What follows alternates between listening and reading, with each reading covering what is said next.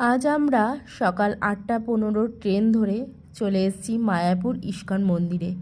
তো আমরা 10টা বাজার আগেই পৌঁছিয়ে গেছি এখানে।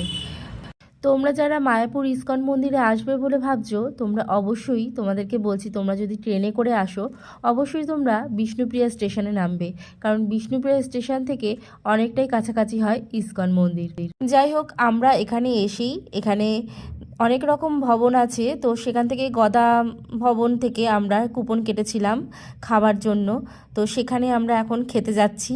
তো এখানে এসে তো প্রচুর লাইন দিতে হয়েছে, দেখতেই পাচ্ছ, প্রচুর রোদ আর তার সঙ্গে প্রচুর লাইন। প্রত্যেকটা ভবনেই কিন্তু অনেক অনেক লোক, আর এই রকমভাবে ঘুরে ঘুরে ঘুরে ঘুরে, এই যে দেখতে পাচ্ছ এই রেলিং করা রয়েছে, এর মধ্যে দিয়ে কিন্তু প্রায় মনে হয় 15খানা রেলিংয়ের মধ্যে থেকে গলতে হয়েছে এইভাবে। তার কতগুলো পাক দিতে হয়েছে, তার মানে বুঝতেই পারছো। আর প্রচুর ভিড় ছিল, প্রচুর লাইন। সত্যি বাপরে বাপ, মানে মনে হচ্ছিল যেন এক এক সময়। আর যেহেতু সকাল থেকে আমরা কিছুই খাইনি, সেরকম কি খাইনি, তো প্রচণ্ড খিদে পেয়েছিল। আর খিদের মুখে তখন চা দিয়েছে, সেটাই মনে হচ্ছিল অমৃত।